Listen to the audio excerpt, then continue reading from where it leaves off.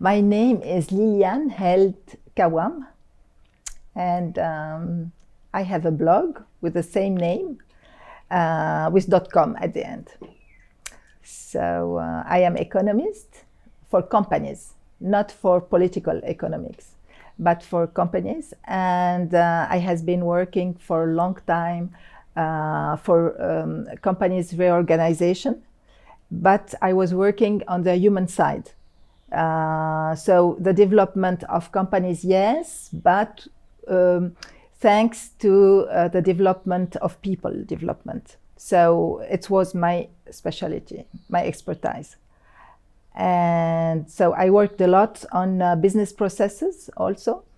And so that's why I would be able to understand the term of globalization, which is more than only an integration of a market, a big space for trading. So so globalization is the transformation of the world in processes, in business processes. And this has been able to become reality because of the technology, because of the tool of technology of information and communication. And the problem is that this, until there, is okay, but after they are deviating and they are using people as tool as well as a machine, you see. And my problem starts with this. How do they want to transform people in transhumanists? This shift is a very big problem.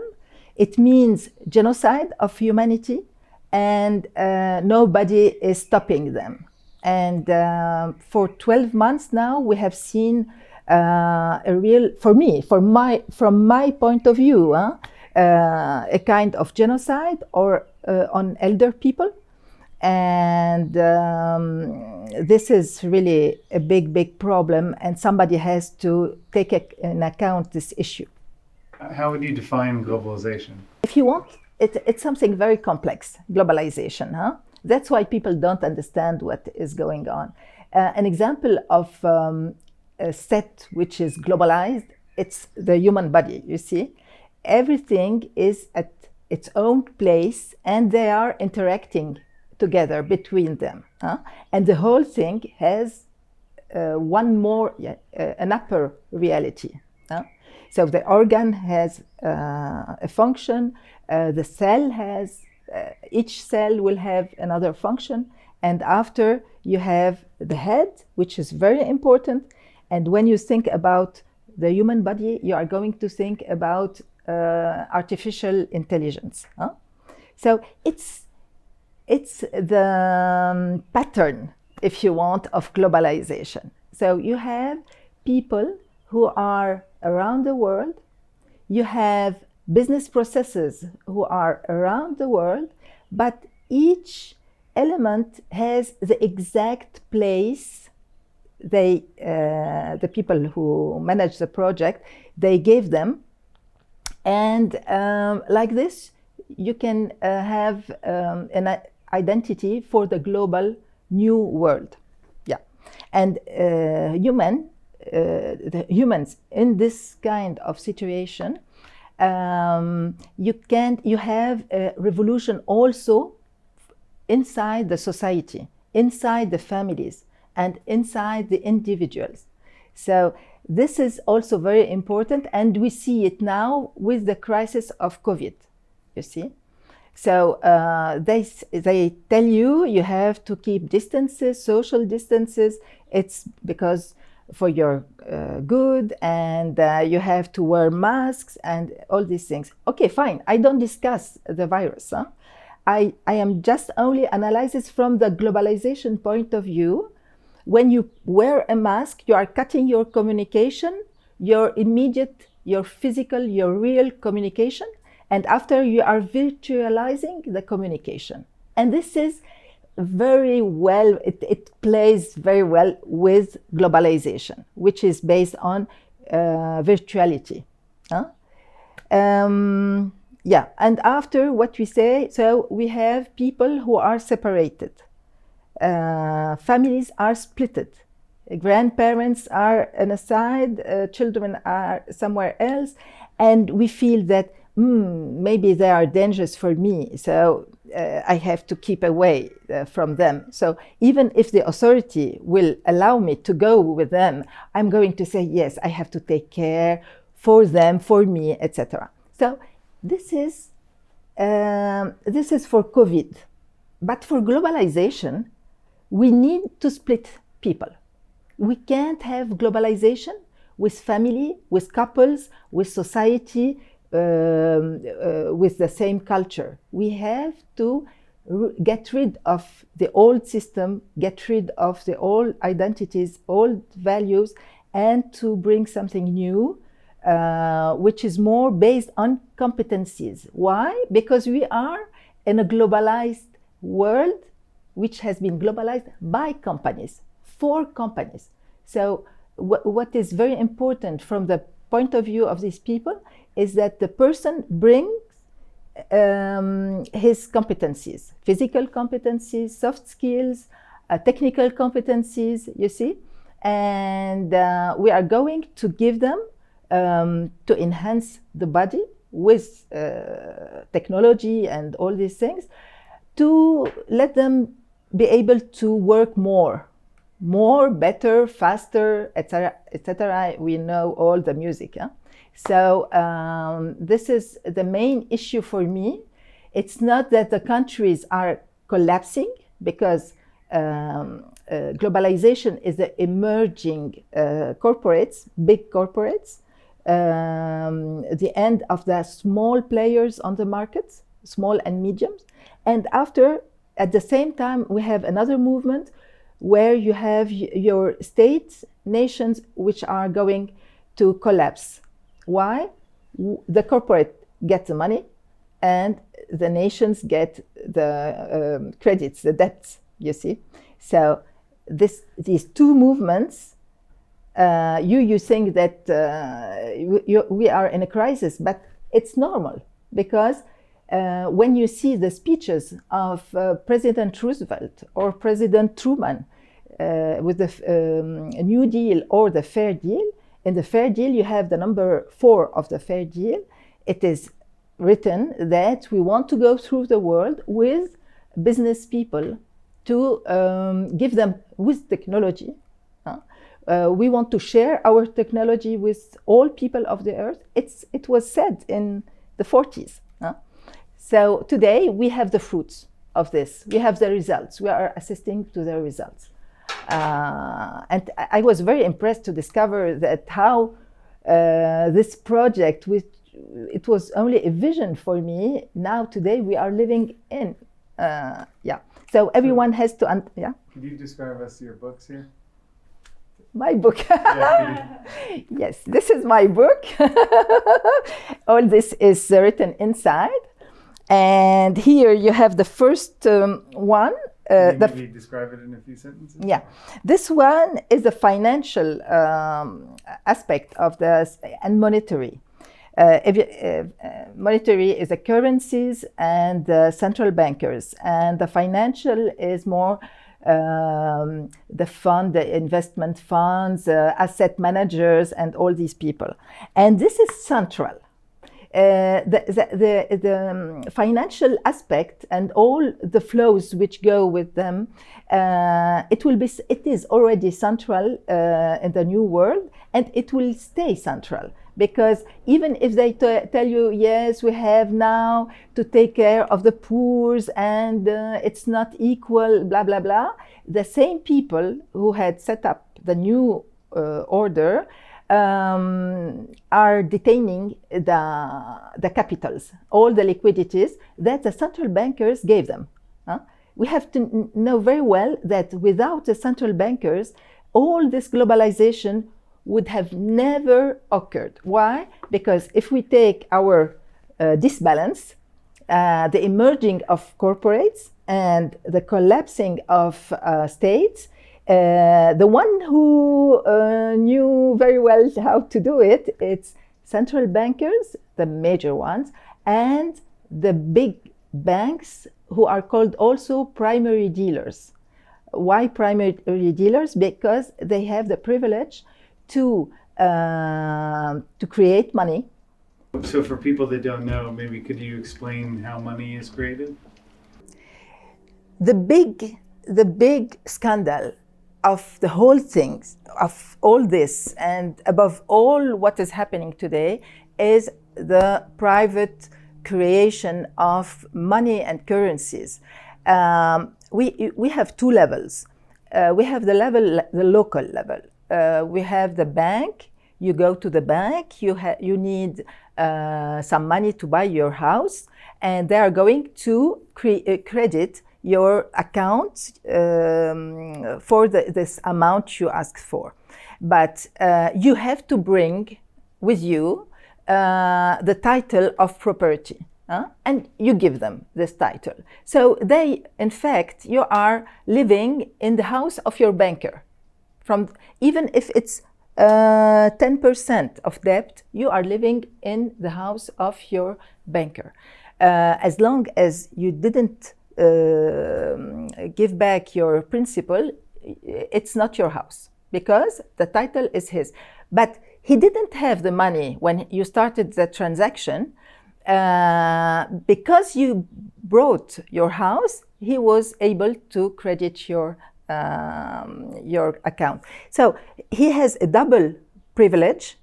One is to create money, and the other one is to ask you to bring something and to somebody who doesn't have anything. It's on the local level. So he didn't put anything up himself? Anything, nothing.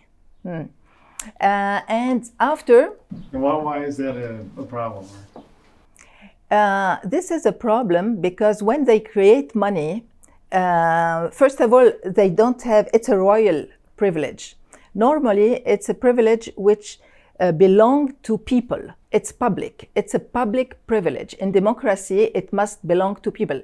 In fact, when you see the constitution, you are going to see that the central bank has exclusivity to create money. But they create the banknotes, you see, and all the electronic money is banking money.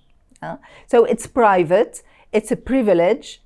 Why governments accepted this, I don't know. It's illegal because illegal, that means there is no law to allow them to do this. But it's done like this for decades now. Now you have another kind of bankers who create money. They are the primary dealers. So when the US government needs money, normally they have a list of primary dealers who are accredited to create the money against the bills, you know, where they recognize that, yes, we owe you, etc. So this is primary dealers. It's the first creation of the money. And when you search a little bit, this is in this book, when you search a little bit, you are going to find that some primary dealers, you find them in the States, you find them in Europe, you find them in Japan. And it's very interesting because their power is tremendous. It's just unthinkable. No government has as much as they have as power. Yeah. So this is the biggest, for me, the biggest problem. That means that if we are changing, because now today they are saying, yeah, neoliberalism is not so good, we have to change, to come back to people, etc. But no one is asking, how are we going to get rid of these people who have an illegitimate privilege? It's illegitimate. It's not even legal, but they have been doing this for decades, so it's okay. Everyone knows it now because we were working on it. So I am working since the big crisis of 1988 and 9. It was a major crisis, and after this, they create in the States the Federal Reserve in 1913. And after the one of 2029, they created the BIS, the Bank for International Settlement. 1929, yeah. 1929. Qu'est-ce que j'ai dit? 2020.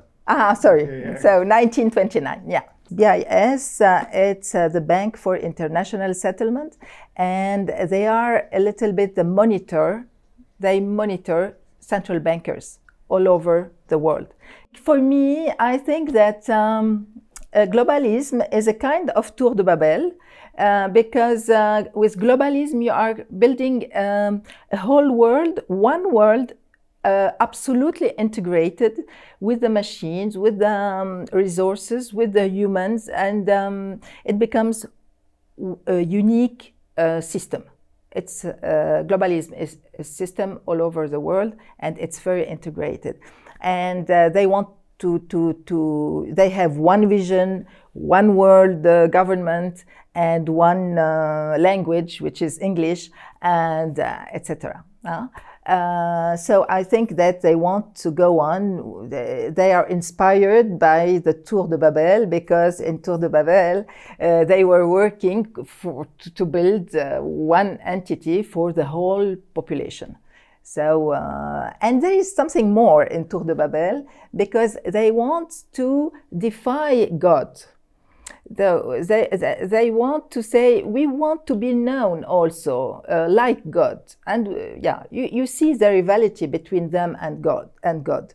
And when you listen to Harari or to people like Elon Musk or Ray Kurzweil, but we have in the French part Dr. Laurent Alexandre, when he was speaking to an auditorium of students, and he said, you are the future of here, we won't die anymore, and we are like gods, and etc. So you see that in the religion, because transhumanism is a religion, you see that there is a rivalry, a competition with God, and they want to live for the eternity. They want to decide for the whole humanity.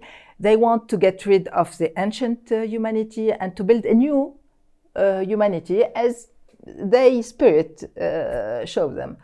I think that their spirit is a little bit sick, maybe, at least. But it's a religion. It's a real religion. It's a religion of the globalism. They work together. Huh? Can we get a little bit into? I guess I wanted to cover that idea of the corporation, of the state.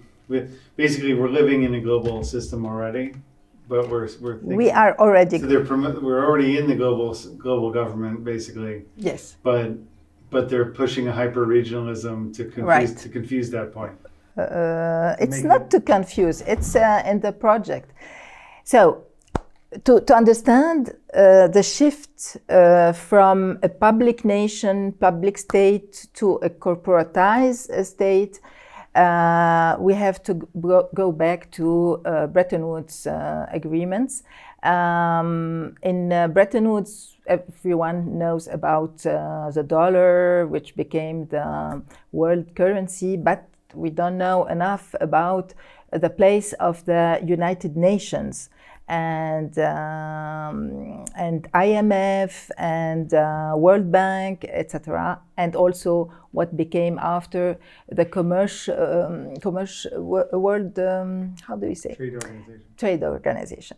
So it was not immediate for the trade organization, but it was written in the text. And when they did this, they have put the foundation of the new world organization and government it has been already done. I mean, even if you have been voting for people, electing people, and you see your assembly, national assemblies who are voting text, etc., they are always inspired by United Nations and all these organizations which are supranational. And those organizations are very close to the corporations and to the NGOs, the world of NGOs. We have to know also that some of the NGOs are paid by the one who owns the corporation, the big corporation. So it's a mixture between public, private, corporate, and they are ruling the world since the 40s. It's like this since the 40s. Maybe could you address who pays the budget of the United Nations? And who pays the budget of the United Nations and the World Health Organization? I found, so for the World Health Organization, we wrote a lot about it. You have mainly the United States, United Kingdoms, but you have also on the top three the foundation of Bill and Melinda Gates, and you have so they are there. And at the same time, they are investing in big pharma.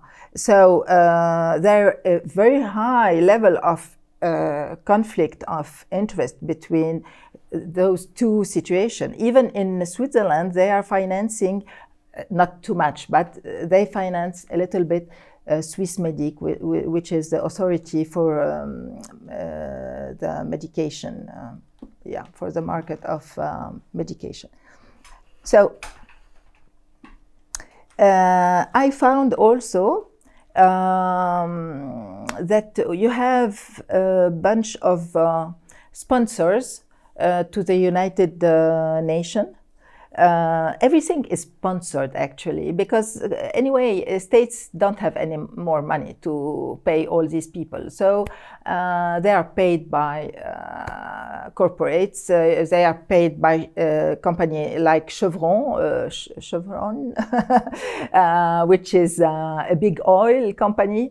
And at the same time, those companies who are working for big pharma, big chemistry, big oil, they are talking all with the same voice about ecology and about the Green Deal and all these things. So it's not very credible, because we see that they are the first polluters of the earth. But nobody comes to them, but they are going to say, you citizens, you are polluting too much. You have to discover again how you can go by foot to your school or to your work. And it's not bad. I agree for ecology. I find that it's very important to protect the earth, to protect also the animals, and to protect humanity as well. But when you see here in Switzerland, we have places where we had forests. It was wonderful places. And suddenly, we don't know how they shifted like this, but they have cut the trees everywhere. When you say they cut the trees of forest, you say that also that the animals they are not anymore able to live in the place. So we have really a facade,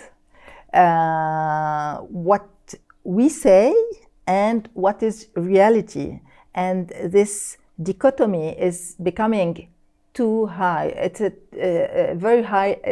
It reached a very high level of hypocrisy. For me, it's hypocrisy. Could we get to this one point and then move on to transhumanism? But just that basically we are already living in a global system. Yeah, we are. We are more and more. I think there are several levels to the globalism. We are in it since you are working from your home, when you are working with a distance, when we have split it all around the world, the business activities. So that means you are wearing a shirt. This shirt has been manufactured with stuff coming from China, from Korea, from maybe Africa, from the States. This is also globalism, huh? But after you have levels with globalism. So you have the globalization of territories, for example. That means that we are going to put an end to frontiers, to borders, national borders. We open, the first step is to open the borders, and after we are going to regionalize the open space in smaller spaces, and we are going to create some regions in Europe. It's Euro region. It could be on the former border. Like this, we can be sure that we'll never come back again to the national borders we had before. So, so they sliced the territories, and they are putting inside smart technology, you see. So now you have, in Switzerland, you have two levels of government. You have the normal government, everyone can see it, and the mainstream media, and the other one is an e-government. It's a government, digitalized government, and this one the public doesn't know about it. But it is a reality for several years. They are building virtual administration, public administration, and we outsource the different activities. And this is done, and as I know it, there is no law which allows these people to do such reorganization. And Switzerland, I discovered too also, in 2013, I discovered when Swiss people said, no, we don't want to join the European Union. What they have done, they have created a kind of organization which is registered in the commercial register of Brussels, and it's named Mission de la Suisse auprès de l'Union européenne. So it's an entity. If I look at the website where it is registered, it's a commercial entity, because it is registered beside all the commercial organization you can find in Brussels. And this was in 2013, I discovered this. And so Swiss people said no to European Union. And it was December 6th, 92. In January 93, this has been done. So like this, when you have an organization, it is more independent of the politics than if it is a service, a public service, you see. When you have a foundation, even if you look, it's a foundation, it's not, you don't have shareholders and things like this, but they have a council for the foundation, and the council decide for everything. He doesn't need to go to ask, to make decisions. He doesn't need to ask politicians, you see. So more and more, they are all over the world. They are creating agencies, independent agencies, and these agencies are they are having the real job that we were waiting for from the public administration. Can we talk about transhumanism a bit more? That we're moving to the system where everyone, you're either in the system or you're Yeah. undesirable. Ah, right? yeah. Central of cost. So, Center of cost. Yeah. Yeah. So, I mean, just like what is this vision that they're promoting now, and what does it really mean to all of us? Right? So these people, we said, we have two movements with corporations and the people who has put money, who manage these corporations. They are shaping the world as a company. It's normal because they know how to manage a company. So they think that the public space should behave like the corporate space. And this is something very dramatic because the public space can't be a company. It can't behave. Why? Because when you are managing a corporate, you have to check all the places to see if you are profitable or if you are losing money. And it's normal. When you own a company, you can't afford to lose money because otherwise in 1-2 years you are going to go to bankruptcy. So this is important. Huh? And in the real life now, what they are doing like in the companies.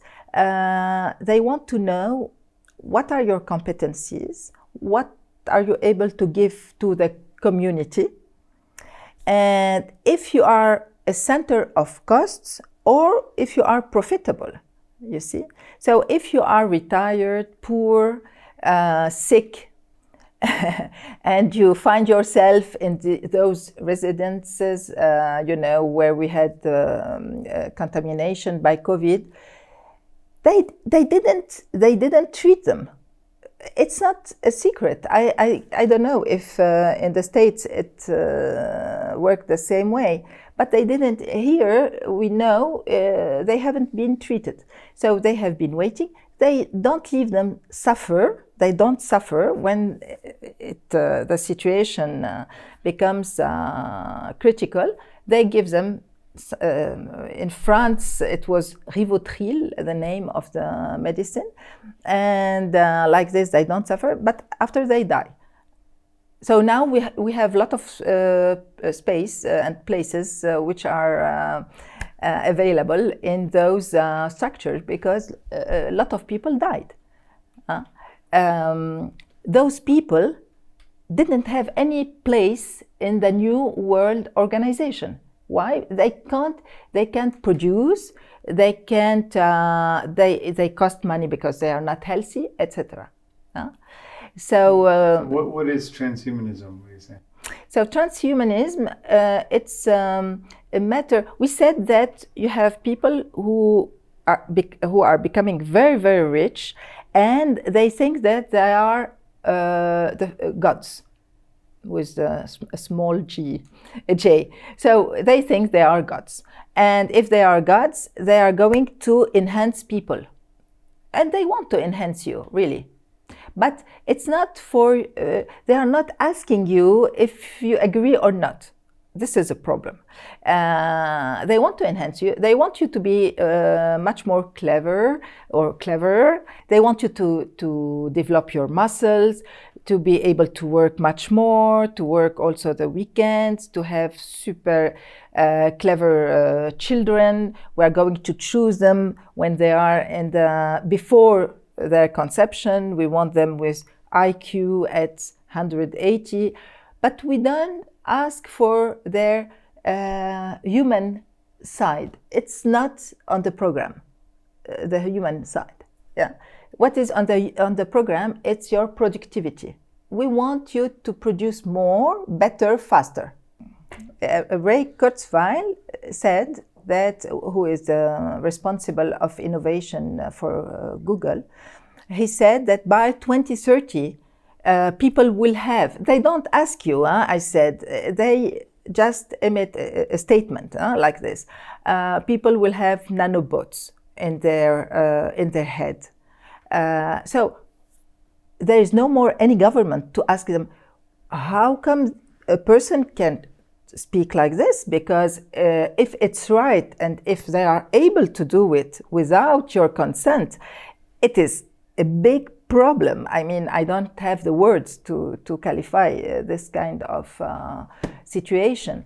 But I can't understand that such people can speak like this on the public place and nobody is reacting. Nobody is reacting. Even in the auditorium, nobody is answering. They don't believe him. A lot of people don't believe him, and they are wrong because they are serious. And nanotechnology, which is one component of the transhumanism, they are really professional. They have really competencies in the field. So what are they, how they are going, because they say 2030 you will be connected with your brain. So I am asking a question, how are they going to do it? Because I don't know anyone around me who would like to have these things, nanobots in his head. And did you face some problems with your book, or you said you had some censorship, or? In this one? No, I didn't, because censorship. I was confused with censors because you have. Yeah. So my books have been. This one I started with. This one it was sold on Amazon, and we discovered that they took. They created an account and they distributed the book, and but they took the orders and they never delivered them. So it was always, if you want, a censorship very soft. With me, they are very soft, so it's not direct. They don't suppress my page, Facebook, or something like this. But the books have problems. And this book, Coup d'État planétaire, it has been published in it has been published in 2019, before COVID, and I would have been able to say that they are going to reduce mobility. I didn't have any idea about epidemic or pandemic or viruses. I was not aware of these things, but the whole concept leads you to the reduction of mobility for you and me, but not for the first polluters of the earth. They are going to go on with their pollution. And how did you come to that conclusion? Because you see, you have several evidences, you know, when you have a project, a strategy for mobility, and you see that they are shifting a lot of things. People are not aware of what is said, if you want, on the websites. Everything is on the website. I never use anyone who comes to tell me things which are confidential. Never, because I don't want. So all what is written here is on the websites. And here you have, you see this kind of donut. It comes from the Swiss website for energy, and you see that they are talking a lot about mobility, and they want they talk also a lot about sustainable development with ecology, you see, and in the definition of the sustainable development of the United Nations, you see in the definition that, and this I describe it here, I don't remember it now because it's 2 years ago, but you see that the key, the solution to answer the pollution, the world pollution, they are talking about revolution of the society. You see it Sometimes it's not directly, but sometimes it's indirectly, but they talk about revolution of society. And after you put one thing with another, and you say, I think that we are going to towards reduction of the mobility. What do they really mean when they say sustainable development? Sustainable development, that means they would like to go on with growth. They don't want to stop growth, but they want to change the social organization to be able to maintain the growth. They would like to push back the limits of biosphere. It's written, it's not me.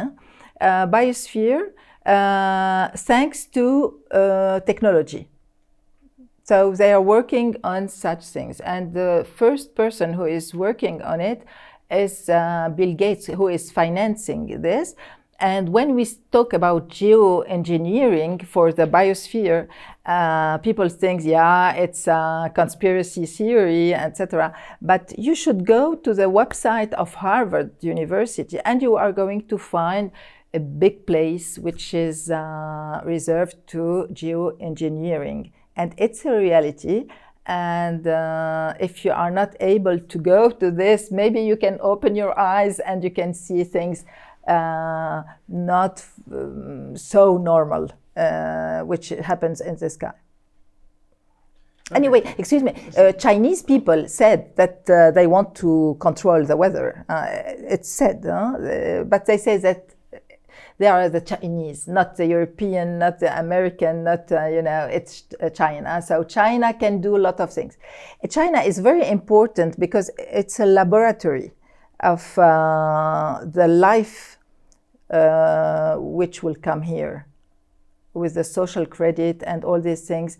You see, when I said we want you to produce, we want you to behave such ways, etc.